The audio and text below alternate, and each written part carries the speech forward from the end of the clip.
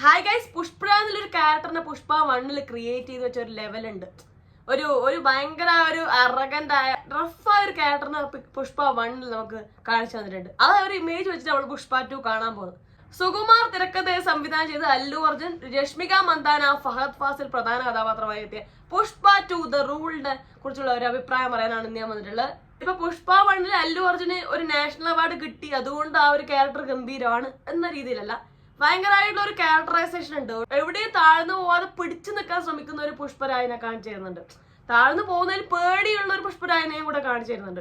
എവിടെയെങ്കിലും താഴ്ന്നു പോവോ, ബാക്കിയുള്ളവരുടെ കളിയാക്കലിന് മുന്നിൽ, ബാക്കിയുള്ളവരുടെ ഇമോഷന് മുന്നിൽ തകർന്നു പോവോന്ന് പേടിയുള്ള ഒരു പുഷ്പരായനെ പുഷ്പ 1 കാണിക്കുന്നുണ്ട്. പക്ഷെ ആ ഒരു ക്യാരക്ടർ വീക്ക്നെസ് സൈഡിലോട്ട് അത്രയും പോകുന്നില്ല. പുഷ്പരായന്റെ ഏറ്റവും പോസിറ്റീവായ സൈഡ്, പുഷ്പരായ മുന്നോട്ട് കുതിക്കുന്ന ആ ഒരു ഉയർച്ച, ആ ഒരു ഗ്രോത്തും, ആ ഒരു ഗ്രോത്തിൽ അയാളെടുത്ത സ്ട്രാറ്റജി കാര്യങ്ങൾ മാത്രമാണ് പുഷ്പ 1 ഡിസ്കസ് ചെയ്തിരിക്കുന്നത്. അല്ലാതെ അയാളുടെ ഒരു വീക്ക്നെസ് സൈഡ് ആ ഒരു പുഷ്പ 1 നമ്മൾ കാണുന്നേ ഇല്ല. പക്ഷെ അതിൽ പല സമയത്തും കാണിക്കുന്നുണ്ട്. ഇൻസൾട്ടഡ് ആവുന്നതിൽ വളരെയധികം വിഷമിക്കുന്ന പുഷ്പരായനെ കാണിക്കുന്നുണ്ട്. തന്റെ കുടുംബ പേരും കാര്യം പറഞ്ഞ് തന്നെ ഇൻസൾട്ട് ആകുമോ, താണുപോവോ, ആ കുടുംബ പേര് സംഭവം തനിക്ക് ഇല്ലാത്തതിന്റെ എന്നൊരു വിഷമം ഉള്ളതുകൊണ്ട് തന്നെയാണ് പുഷ്പ 1 ഈ ഒരു പരിപാടിയിലോട്ട് ഇറങ്ങി പുറപ്പെടുന്നത്. പക്ഷെ പുഷ്പരാജിലൊരു വ്യക്തിയുടെ ഒരു വീക്ക് സൈഡ് ഉണ്ടാവും, ഒരു ഇമോഷണൽ സൈഡ് ഉണ്ടാവും, തീർച്ചയായിട്ടും ഉണ്ടാവും. അത് പുഷ്പ 1 ഡിസ്കസ് ചെയ്യപ്പെട്ടിട്ടില്ല. പുഷ്പ 2 എത്തുമ്പോൾ അത് കുറച്ചുകൂടെ കൂടുതലായി ഡിസ്കസ് ചെയ്യപ്പെടുന്നുണ്ട്. ചിലപ്പോൾ ഒരുപാട് പേർക്ക് പുഷ്പ ലോലനാണോ എന്ന് തോന്നി കാണും. കാരണം ഒരുപാട് കരയുന്ന ഘട്ടങ്ങളുണ്ട് സിനിമയിൽ. സിനിമ വളരെ ജസ്റ്റിഫയബിൾ ആണ്, ഭയങ്കര കറക്റ്റ് മാർക്ക് മീറ്ററിൽ പിടിച്ചു കൊണ്ടുപോയി പുഷ്പ 1 അതേ ഒരു ലെവൽ മീറ്റ് ചെയ്തു എന്ന് പറയുന്നില്ല. പുഷ്പ 1 സിനിമ ഉടനീളം ഒരു നല്ല രീതിയിൽ യുണീക്ക് ആയിട്ട് പോയിട്ടുണ്ട്. എന്ന് വെച്ചാൽ എവിടെയും ഗ്രിപ്പൊന്നും വിടാതെ ഭയങ്കര കോൺസ്റ്റന്റ് ആയി പോയിട്ടുണ്ട് പുഷ്പ 1. അതിൽ വെച്ച് നോക്കുമ്പോൾ ഇതിനൊരു ഗ്രാഫ് മുകളിലും താഴെ തന്നെയാണ്. ചില സമയങ്ങൾ ഹൈ പോകുന്നുണ്ട്. നമുക്ക് ആ ഒരു ഫീലും ആ പുഷ്പ എന്നുള്ള ഒരു ക്യാരക്ടറിന്റെ വല്ലാത്തൊരു പവർ ഒക്കെ ഫീൽ ചെയ്യും സിനിമയിൽ. ആ ഒരു ഫീലിംഗ് മൊമെന്റ്സ് ഒക്കെ സിനിമയിലുണ്ട്. അതുപോലെ തന്നെ ഫഹദ് ഫാസിലും അല്ലു അർജുനായിട്ടുള്ള ഫൈറ്റ് സീക്വൻസ് കാര്യങ്ങൾ, അവർ തമ്മിലുള്ള പ്രശ്നത്തെ എങ്ങനെ നേരിടുന്നു, അതെങ്ങനെ ഈ ചന്ദനമര വേട്ട പരിപാടിയിൽ എങ്ങനെ കാണിക്കുന്നു, അതിനെങ്ങനെ അവർ തമ്മിൽ ഫൈറ്റ്, ആ സംഭവങ്ങളൊക്കെ കിട്ടില്ല, രസമായിട്ട് തന്നെ ഉണ്ടായിരുന്നു. അതതിന്റെ ഒരു നല്ല പാർട്ടാണ് സിനിമയുടെ. അതുപോലെ തന്നെ പുഷ്പ 1 നമ്മൾ കാണുന്ന എവിടെയും തോറ്റു പോവില്ല, ഞാൻ ഉയർത്തെഴുന്നേറ്റ് വരും, ഞാൻ ഇനിയും വളരുന്നില്ല, ആ പുഷ്പയുടെ ഒരു ആറ്റിറ്റ്യൂഡ് സംഭവങ്ങളുണ്ടല്ല, അത് എവിടെയും ലൂസ് ചെയ്യാതെ ഇതിൽ പിടിച്ചിട്ടുണ്ട്. ഈ രണ്ടും ഈ സിനിമയുടെ ഒരു ഹൈ പോസിറ്റീവ്സ് തന്നെയാണ്.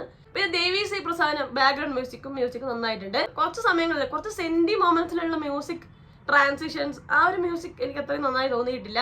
കാരണം ഓവർ സെന്റി ആവുന്ന ഒരു ഫീലിംഗ് ഉണ്ടാക്കിയിട്ടുണ്ട് മ്യൂസിക്. എന്ന് വെച്ചാൽ ഓൾറെഡി സെന്റിമെന്റൽ ആയ മൊമെന്റിന് ഒരു ട്രിപ്പിൾ ഇരട്ടി സെന്റിമെന്റൽ ആക്കിയിട്ടുണ്ട് ആ ഒരു ബാക്ക്ഗ്രൗണ്ട് മ്യൂസിക്. ആ ഭാഗങ്ങളിൽ ലോ ആണ് മ്യൂസിക്.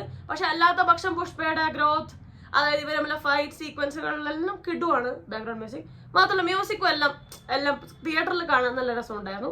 പിന്നെ ഇതിൽ കിടുവായ സാധനം അതിന്റെ ഡാൻസ് കൊറിയോഗ്രാഫി. ഗണേഷ് ആചാര്യ എന്നാണ് ഗൂഗിൾ നോക്കിയപ്പോഴും ഇൻസ്റ്റ നോക്കിയപ്പോ ഒക്കെ കാണുന്നത്. അതല്ലാന്നൊരു ബ്രോ കമന്റ് ഇട്ടിട്ട് കണ്ടു. ഡാൻസ് കൊറിയോഗ്രാഫി കിടലായിട്ടുണ്ട്. അതുപോലെ സ്റ്റണ്ട് കൊറിയോഗ്രാഫി കിടലായിട്ടുണ്ട്. ഒരുപാട് ഫൈറ്റ് സീക്വൻസ് ഉണ്ട്. അല്ലു അർജുന്റെ ഫൈറ്റ് സീക്വൻസ് ഉണ്ട്, എല്ലാം കിടലായിട്ടുണ്ട്. സ്റ്റണ്ട് കൊറിയോഗ്രാഫി ചെയ്തിരിക്കുന്നത് പ്രേം രക്ഷിത്, ഗണേഷ് ആചാര്യ, വിജയ് പൊലാക്കി, സൃഷ്ടി വർമ്മ, 4 പേരും കൂടിയാണ് സ്റ്റണ്ട് കൊറിയോഗ്രാഫി ചെയ്തിട്ടുണ്ട്. അടിപൊളിയായിട്ടുണ്ട്. ഇതിൽ ഒരു ഫൈറ്റ് ഒഴികെ ബാക്കി എല്ലാത്തിലോടും നീതി പുലർത്തിയതായിട്ടും ആ ഒരു സ്റ്റണ്ട് ഒരു രസകരമായിട്ടും തോന്നി. ലാസ്റ്റുള്ള ക്ലൈമാക്സ് സ്റ്റണ്ട് ഉണ്ടല്ലോ, അത് രസമൊക്കെ ഉണ്ട് കാണാൻ, പക്ഷെ ഭയങ്കര ഒരു അൺറിയലിസ്റ്റിക് ഫീലിംഗ് ഉണ്ടാക്കിയിട്ടുണ്ട്. അത് ആ ഒരു സ്റ്റണ്ട് കൊറിയോഗ്രാഫി അത്രയും നന്നായിട്ടില്ല. അല്ലാത്ത ബാക്കിയുള്ള സ്റ്റണ്ടൊക്കെ കിടുവായിട്ടുണ്ട്. പിന്നെ പറഞ്ഞ ഫഫ് കിടുവായിട്ടുണ്ട്. പക്ഷെ ഈ പറഞ്ഞ പുഷ്പ 1 ഒരു ഇമേജോ പുഷ്പ 1 റോൾ അല്ല അതിലുള്ളത്. അതിൽ നമ്മൾ ഇൻട്രൊഡക്ഷൻ പാർട്ടിൽ എന്താണ് ഈ ബൻവർ സിംഗ് ഷിഖായത്ത്, എന്താണ് ആ ക്യാരക്ടർ, എങ്ങനെയാണ് ആ ക്യാരക്ടറുടെ റൂഡ്നെസ് സംഭവങ്ങളൊക്കെ നമ്മൾ ഇനീഷ്യലി കാണുന്നല്ലോ. ഇതിലങ്ങനെയല്ല, കൂടുതലും പുഷ്പ വളർന്നു കഴിഞ്ഞതിന് ശേഷമുള്ള വരുന്ന ഫൈറ്റും കാര്യങ്ങളും കാണിക്കുന്നത്. പുഷ്പ എന്നുള്ളൊരു നായകൻ വെറും ഒരു കയ്യൊക്കെ കൊണ്ടല്ല, ബുദ്ധിശാലിയായിട്ടുള്ള ഭയങ്കര ഒരു ഷാർപ്പ് ഡിസിഷൻ മേക്കർ ആണ് നമ്മൾ പുഷ്പ 1 കാണുന്നുണ്ട്. സോ അങ്ങനെയുള്ള ഒരു ക്യാരക്ടർ എടുക്കുക. ഈക്വലി ബ്രില്യന്റ് ആയ ഒരു ക്യാരക്ടറായിരുന്നു ഷിഖാവത്തിനെ കാണിക്കുന്നത്, അല്ലാതെ ലോ ആക്കി കാണിച്ചിട്ടില്ല.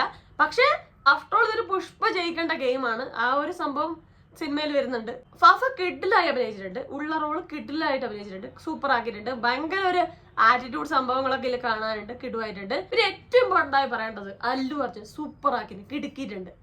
ആ ഒരു ആറ്റിറ്റ്യൂഡ് എവിടെയും പുഷ്പ 1 ആ ഒരു ആറ്റിറ്റ്യൂഡും സ്വാഗും ആ ഒരു സംഭവം ഒട്ടും വിടാതെ ഇതിൽ കൊണ്ടുവരണം, ഒട്ടും നഷ്ടപ്പെടാതെ തന്നെ ഇതിൽ കൊണ്ടുവന്നിട്ടുണ്ട്. ഒരു സ്ഥലത്ത് നമ്മൾ വളർന്നുണ്ടാകുമ്പോൾ ഒരു മനുഷ്യനുണ്ടാകുന്ന ചേഞ്ചസ് എല്ലാം നന്നായിട്ട് കൊണ്ടുവന്നിട്ടുണ്ട്. എന്നാൽ ഒറിജിനൽ, അതായത് പുഷ്പ 1 ആ ഒരു ബേസിക് ക്യാരക്ടർ വിടാതെ പിടിച്ചിട്ടുണ്ട്, കിടിലായി അഭിനയിച്ചിട്ടുണ്ട് അല്ലു അർജുൻ. പിന്നെ അതുപോലെ തന്നെ കുറച്ച് ഇമോഷണൽ ആയ സീൻസ് ഉണ്ട് ഇതില്. കുറച്ച് ഇമോഷണൽ സീൻസ് പടത്തിന് ഓക്കെയാണ്. കാരണം എന്തുകൊണ്ട് പുഷ്പരാജായി ഈ ഒരു ലെവലിലോട്ട് എത്തിയെന്നില്ലെങ്കിൽ ഈ ഒരു ഇമോഷണൽ ഭയങ്കര കണക്ഷൻ ഉണ്ട്. പക്ഷെ അത് ഓവറാക്കി എന്നുള്ള ആ സിനിമയുടെ പെശക് പറ്റിയത്. സ്ക്രിപ്റ്റിംഗിൽ വന്ന ഒരു പാളിച്ചയായിട്ടാണ് ഞാൻ പറയാനുണ്ട്. സ്വന്തം തറവാട്ട് പേര് നമ്മൾ എന്റെ പേരിന്റെ കൂടെ വെക്കാൻ പറ്റില്ല, എന്റെ വീട് ഏതാന്ന് ചോദിച്ചാൽ പറയാൻ പറ്റില്ല എന്നുള്ള പുഷ്പയുടെ വിഷമം തന്നെയാണ് പുഷ്പനീട് എത്തിച്ചത്. അപ്പൊ ആ ഒരു റിവെഞ്ച് സംഭവം ഉണ്ടല്ലോ, അത് തീർച്ചയായും ഉണ്ട്. അതൊരു റിവെഞ്ച് ആണ്, അതിലുപരി അതൊരു ഇമോഷണൽ ആണ്. ആ ഒരു സംഭവം ആണ് പുഷ്പയുടെ ഒരു ഗ്രോത്തിന്റെ ഫാക്ടർ, അല്ലെങ്കിൽ അയാളുടെ ഒരു ഈ ഒരു വളർച്ചയുടെ ഒരു കാരണം എന്നുള്ള ഒരു സത്യമാണ്. പക്ഷെ അതിനെ ഒരു ലിമിറ്റിൽ കൂടുതൽ ഒരു ഇമോഷൻ ഇട്ട് ഓവറാക്കി എന്നുള്ളതാണ് സിനിമയുടെ ഒരു പ്രധാന കുഴപ്പം. അതൊരു ലിമിറ്റ് പിടിച്ചിട്ടുണ്ടെങ്കിൽ പടം വേറെ ലെവലായി. അതാണ് എനിക്ക് ഈ പടത്തിലെ ഏറ്റവും നെഗറ്റീവ് പാർട്ടായി തോന്നിയത്. ഇന്റർവെൽ വരെ അത്രയൊന്നും ഈ ഒരു ഫാമിലി ഇമോഷൻ സംഭവങ്ങൾ കയറി വരുന്നില്ല. അതുവരെ അതുകൊണ്ട് തന്നെ അത് രസമുണ്ടായി, അടിപൊളിയായി ഇന്റർവെൽ വരെ. ഇന്റർവെല്ലിന് ശേഷം കുറച്ച് പാർട്ട് ഓക്കെയാണ്. പക്ഷെ ഒരു ഇന്റർവെല്ലിന്റെ ഒരു ഹാഫിന് ശേഷം ഒരു ഫാമിലി ഡ്രാമ വന്നിട്ട് അതിങ്ങനെ ഫാമിലി ഡ്രാമ ഒന്നിലും അവസാനിക്കുന്നില്ല. അതിങ്ങനെ വന്നോണ്ടേയിരിക്കുന്നു, പുഷ്പ കരഞ്ഞോണ്ടേയിരിക്കുന്നു. ഇപ്പൊ ഒരു നിമിഷത്തിൽ നമ്മൾക്ക് ഉറപ്പായിട്ടും അറിയാം, നമുക്ക് ഇത്രയും അയാൾ ആഗ്രഹിച്ച ഒരു കാര്യം അയാൾക്ക് നേടിയെടുക്കുമ്പോൾ, അയാൾ ഇമോഷണലി കൂടി അറ്റാച്ച്ഡ് ആയ ഒരു കാര്യം അയാൾ നേടിയെടുക്കുമ്പോൾ അയാളുടെ ഇമോഷൻ അയാൾ തകർന്നു പോകുന്നൊക്കെ അക്സെപ്റ്റബിൾ ആണ്. അത് സംഭവിക്കുന്നത് നോർമലാണ്. അത് കാണിച്ചത് നന്നായിട്ടുണ്ട്. പക്ഷെ അത് ഓവറായി കാണിക്കരുത്. എന്ന് വെച്ചാൽ ഇടക്കിടക്കേ ഇങ്ങനെ ഓരോ ഇമോഷണൽ ബ്രേക്ക് ഡൗൺ സീൻസ് വരുമ്പോൾ അത് വല്ലാതെ ആ ഒരു പടത്തിന്റെ ഗ്രാഫ് പുഷ്പ എന്നുള്ള ക്യാരക്ടറിനെ കുറച്ച് ഡ്രോപ്പ് ചെയ്യുന്നുണ്ട്. അതാണ് ഈ ഒരു സിനിമയുടെ ആകെ നെഗറ്റീവ് പാർട്ട്. ആ ഒരു കാര്യം ഒന്ന് കൺട്രോൾഡ് ആക്കി വെച്ചിട്ടുണ്ട് പടം കിടുവായേനെ കേട്ടാ. ആ ഒരു സംഭവമാണ് എനിക്ക് പ്രധാന നെഗറ്റീവായി തോന്നിയത്. പിന്നെ പടം ഭയങ്കര ലാഗത്തുണ്ട്, 3.25 മണിക്കൂറോളം ഉണ്ട്. പടം ഒരു 2-2.5 മണിക്കൂർ വരെ ഓക്കെയാണ്, അതൊരു കണ്ടിരിക്കാം, നമ്മൾ ബോറടിപ്പിക്കുന്നൊന്നുമില്ല, ഒട്ടുമില്ല. പക്ഷെ പിന്നെ ഓൾമോസ്റ്റ് നമ്മൾ എൻഡ് ആയി 1-2 വട്ടം പ്രതീക്ഷിക്കും, പക്ഷെ സിനിമ എൻഡ് ആവില്ല, വീണ്ടും അത് വലിച്ചു നീട്ടും. അത് കൃത്യമായിട്ട് പാർട്ട് 3 ഒരു സംഭവം ഉണ്ടാക്കി വെക്കാൻ വേണ്ടി തന്നെയാണ്. പക്ഷെ അങ്ങനെ നമ്മൾ വലിച്ചു നീട്ടുമ്പോൾ ബോറടിപ്പിക്കുന്നുണ്ട്.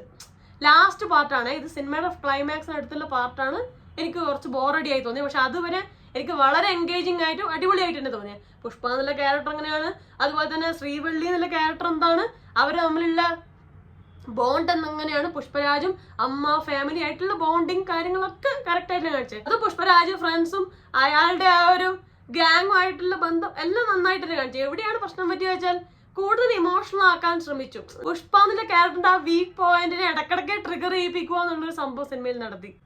അതിന്റെ ആവശ്യമില്ലായിരുന്നു, അല്ലാത്ത പക്ഷെ അത് കിടുവായത്. ആ സമയങ്ങളിൽ DSP കൊടുത്ത ബാക്ക്ഗ്രൗണ്ട് മ്യൂസിക് അസഹനീയായിരുന്നു കേട്ടോ, ഭയങ്കര സെന്റി. അതുവരെയുള്ള പടത്തിന്റെ പേസിന് അയാൾ DSP കൊടുത്ത ബാക്ക്ഗ്രൗണ്ട് മ്യൂസിക് കിടുവാണ്, ഭയങ്കര കിടു നല്ലൊരു പേസിൽ പോകാൻ പെട്ടെന്നാണ് ഈ മ്യൂസിക്കിലോട്ട് പോകുന്നത്. ശരിക്കും ആ ഒരു മ്യൂസിക് മാറുന്നൊക്കെ വളരെ എവിഡന്റ് ആയിട്ട് മനസ്സിലാവുന്നുണ്ടായിരുന്നു. കരയിപ്പിക്കണം എന്ന് വെച്ചാൽ അടുത്ത സെക്കൻഡിൽ മ്യൂസിക് മാറ്റിയ പോലെ ഉണ്ടായിരുന്നു.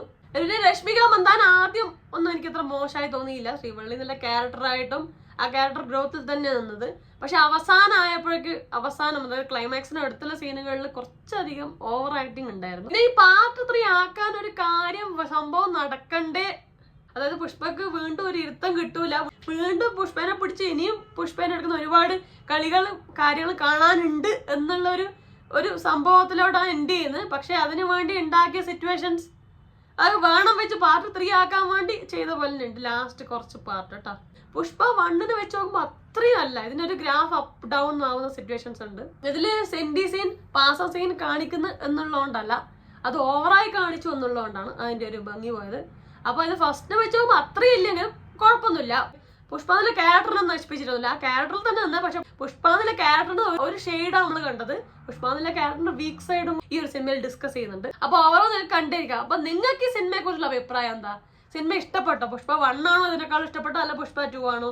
അല്ലു അർജുൻ എങ്ങനെയുണ്ട്? സിനിമ എങ്ങനെയുണ്ട്? ഫഫ എങ്ങനെയുണ്ട്? പടം വേറെ ലെവലാണോ, അല്ല പടം ഒന്ന് താണു പോയോ? എന്തൊക്കെയാണ് നിങ്ങൾക്ക് ഈ സിനിമയെ കുറിച്ചുള്ള വിലയേറെ അഭിപ്രായം എല്ലാം താഴെ കമന്റ് ചെയ്യുക. അപ്പൊ അത്രയും വീഡിയോ ലൈക്ക് ചെയ്യുക, സബ്സ്ക്രൈബ് ചെയ്ത് സപ്പോർട്ട് ചെയ്യുക, ഷെയർ ചെയ്യുക, കമന്റ് ചെയ്യുക.